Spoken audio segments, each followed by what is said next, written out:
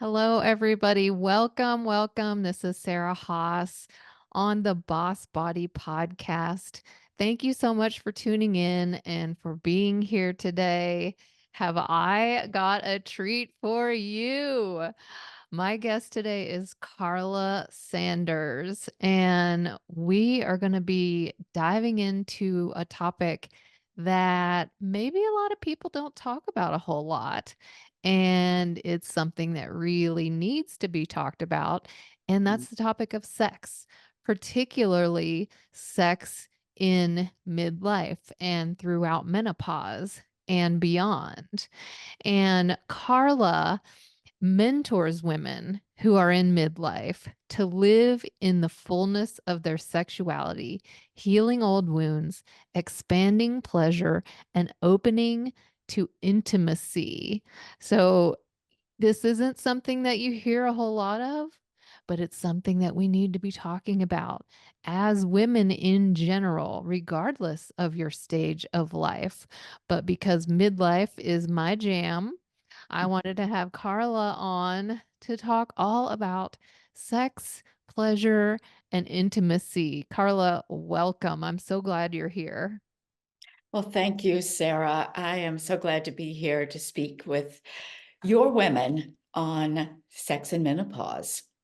So, first, will you just tell us a little bit about yourself?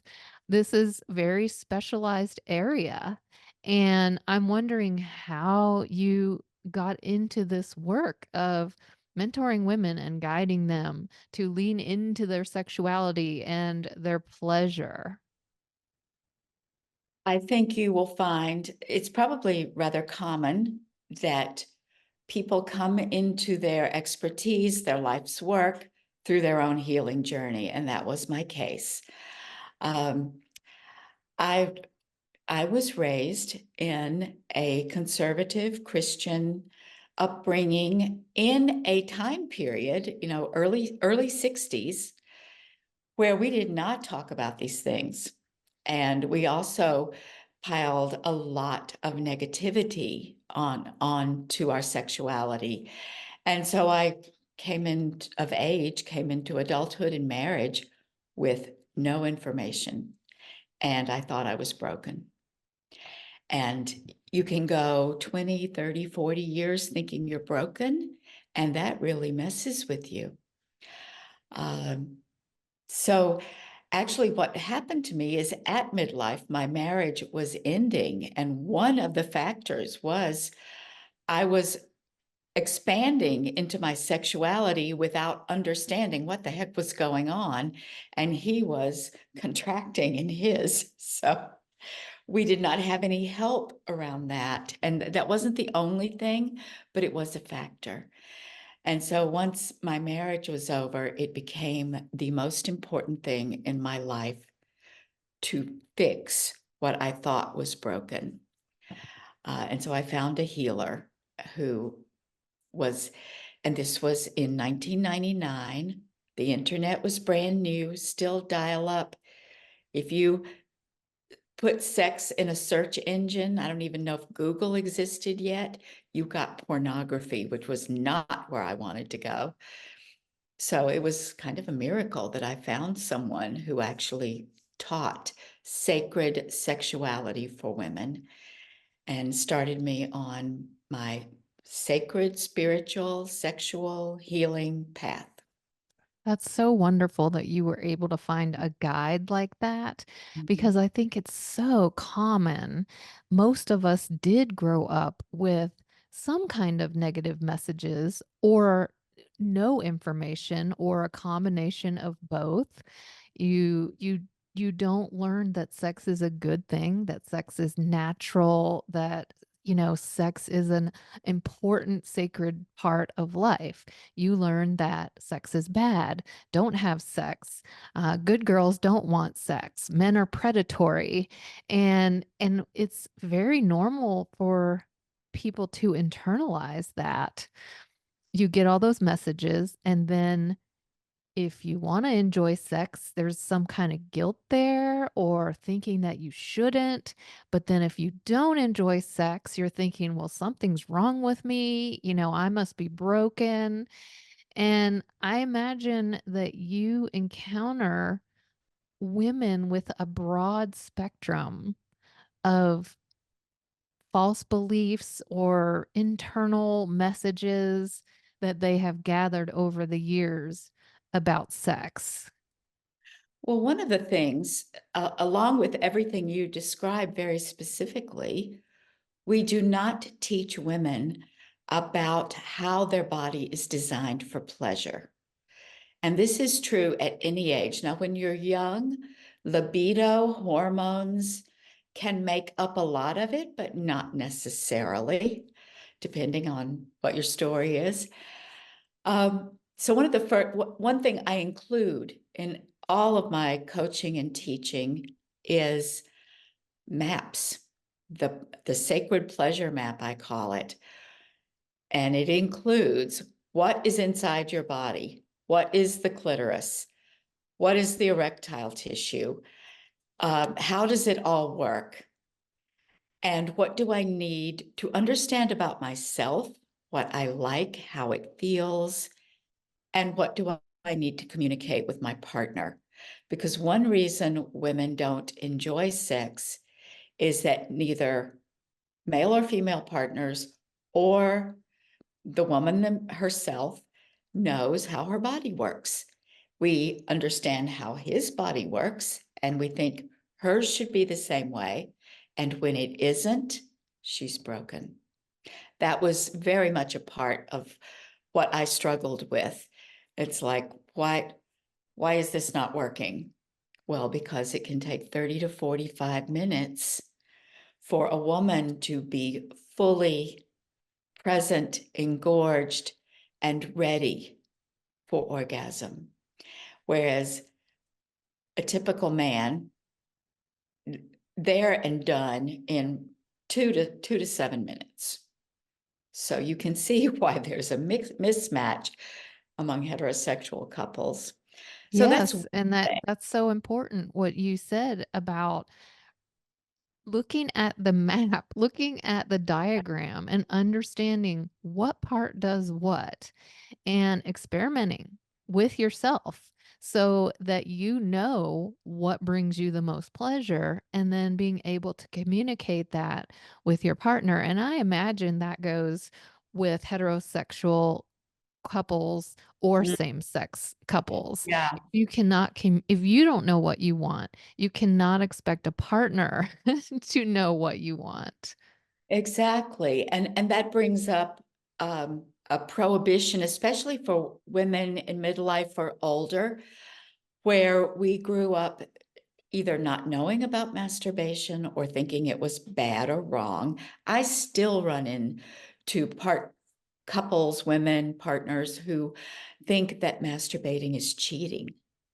Sex belongs to this relationship. And the very first thing I teach women is your sexuality belongs to you. It is first a relationship with yourself. It is your energy, your body.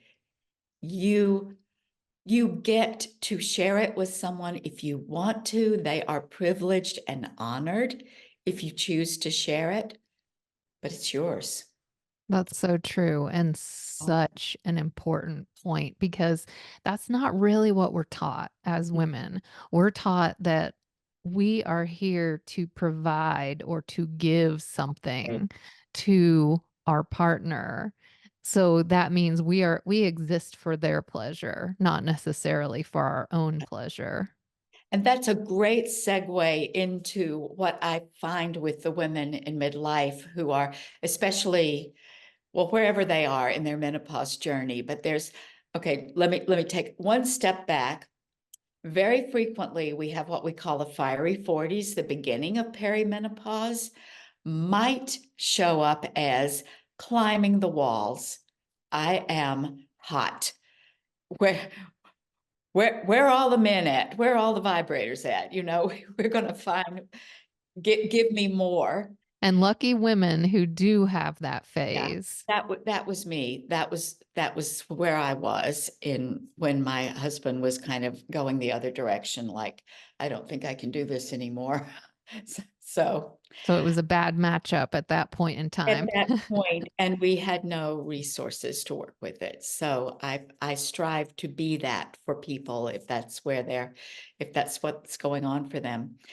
Um, but then we keep changing.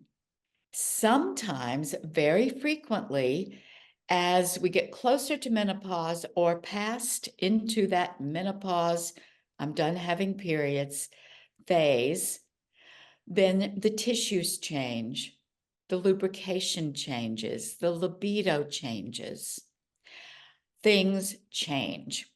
And um, and changes for the partner too. So you're both sitting there saying, we used to really like this, but I don't want, I don't, I don't want you touching me right now. I don't want, here's what they say to me. I do not want sex that is caretaking my partner's needs.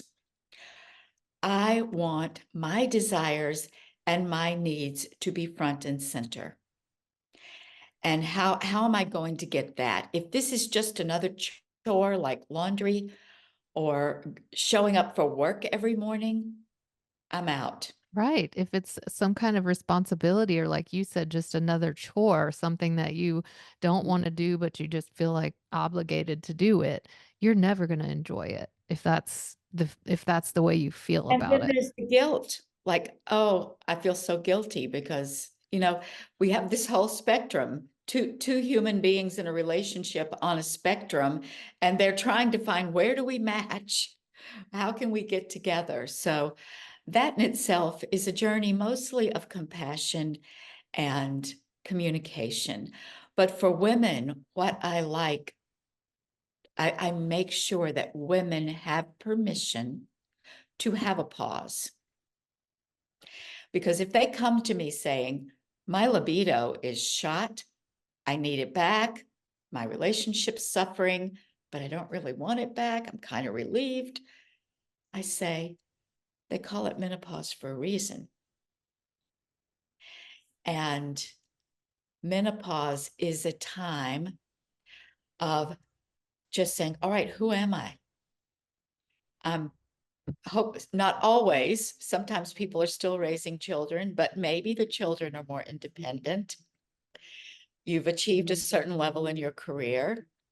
Your relationship is at a certain level. You've worked really hard to achieve certain milestones and benchmarks in the ordinary life, and your soul at menopause says, who am I? How did I get here?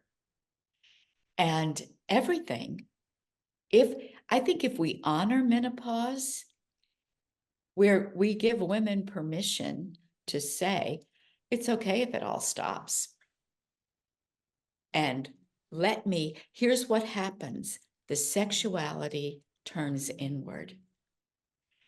And so that sexual energy is not about the relationship or the partner or making babies or any of that. It's about there is a wise woman in here who is gestating, waiting to be born. And that energy needs to come inside for my personal journey right now. And we call that selfish. The old, I felt this. Oh, we grew apart. I have to find myself. These are cliches, and I hated it, but it was true. When I was 44, I needed to find myself. Yeah, and that's a good point. It Mhm. really starts perimenopause and it goes through those menopausal years. And if you're always feeling this obligation, I have to do it once a week, or we have to have sex, 3 days a week, or every other day, or whatever it is, whatever your relationship has been, It's almost like you don't have time to go Yeah. inward. You don't have time to go in and say, "Okay, what is it that I want? What makes me feel good? What is a good healthy sexual relationship gonna look like?" Because there's never that break. So I love that. I've never heard that, but it's menopause. Exactly. And there can be a lot of guilt associated with saying, "I need a break. Give me some time." And also, you pointed out worry that, well, if we take this break, are we breaking this intimate connection? Does that mean, because when people say, oh, I need to take a break, usually that means, hey, we're breaking up. Mhm. Right. But the term on a break kind of means like we are separated, but you're not talking about separating. You're just talking about giving yourself some sacred time. Exactly. And, relationships change. So some relationships, they may have completed, but most of the women I work with who are in relationships, they are in marriages that they want to keep and they do keep them. So I'm not advocating that that is a necessary outcome. But what needs to happen is the relationship becomes reborn and renewed from a more authentic place because you have found that within yourself. And so being able to take that time and to trust that it comes back because it does in almost all cases. It comes back, desire comes back, interest comes back, the capacity for orgasm comes back. What happens in midlife and menopause is recalibration. Part of the pause, aside from the inner journey, is getting to know your new body. What worked when you were 20, 30 may not work when you're 50, 60, but it still works. And we Fine. tend to think of ourselves as, well, that's because I'm going downhill. Mhm. That's because I'm old and dried up and, all those Yeah. horrible menopause, past your prime, blah, blah, blah. And so a lot of us feel like, well, we're maybe not desirable anymore. And that stage of our life is just over. Well, that is a fear, and that may be part of what you're grappling with. There's a certain level of grief that sometimes shows up in menopause with the sexuality, and it can be grief for I've put up with 30 years of bad sex. It could be grief for I used to be hot and young and it used to be easy for us and now it's hard. We used to have these beautiful babies and now they're gone and it's just us. And then, of course, things that happen with our parents and our health. There are there grief is a part of the process. It's complex and beautiful, and it's all related. Or let me rephrase that. Sexuality moves through all of it because we are learning who we are as wise sexual women who are partnered with wise sexual partners. So we allow the recalibration. The other thing, and you said something that reminded me of it, is in this process of it's over, I am no longer attractive, I'll never feel sexual again, is the risk of numbing out, of giving up. And so I encourage women not to give up, to be patient, to be sensual, to learn to love the body they have and what it likes now, what you like now, but also to remember that pleasure and orgasm are incredibly important. They're important for our brains, our bodies, our tendons, our ability to be flexible and happy in a body, good for things like depression. And there are so many ways to activate pleasure. I don't like to use the word achieve because one of the sex killers can be, I must achieve this. But to activate and receive pleasure, if it doesn't work this way, the way it did when you were 20, some postmenopausal women, penetration is just not going to feel good anymore. There are other ways to receive pleasure and have an orgasm or many orgasms. And what you said earlier about taking that pause to find out what that is, I think is really important. But in my mind, I can hear people that are listening saying, okay, great, I'm allowed to take a pause. How long is the pause? And how long is okay? And how long is too long? And, what if it's gone on for 2 months? What if it's gone on for 6 months? What if it's gone on for a year? Is my husband going to leave me? Or does that mean I really am broken and it's never coming back? Can you speak to that a little bit? Thank you for bringing that up. And the answer is that's an incredibly personal journey. So I cannot predict how long it is. I would say I will suggest to you some of the prescriptions I give. First off, if you are having lots of menopause symptoms associated with dryness or pain, do talk to a sex positive, woman friendly health practitioner. Could be a herbalist, naturopath, gynecologist. And I say that because even people who work with women's health might have big blind spots about who this person is sitting in their examining room. So there are things like low doses of estrogen or other compounded hormones and different approaches you can take and explore that if it will help. Working with different lubricants. Here's a tip I just learned myself recently. Water-based lubricants, when you're experiencing vaginal dryness, make you drier. So if you've been using KY jelly, which is water-based for your entire sex life, switch to something else. You might have to try a few things to find what works.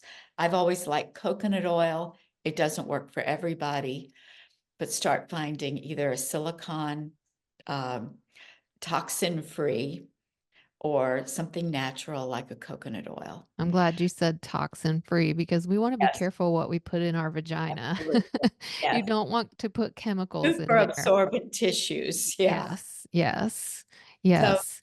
these are the things, experimenting with lubricants and experimenting with what herbs and other medicinal things that your doctor can offer. There are a lot of other things I offer more than that I suggest, more than I can really go into right here without getting on the floor and doing demonstrations. But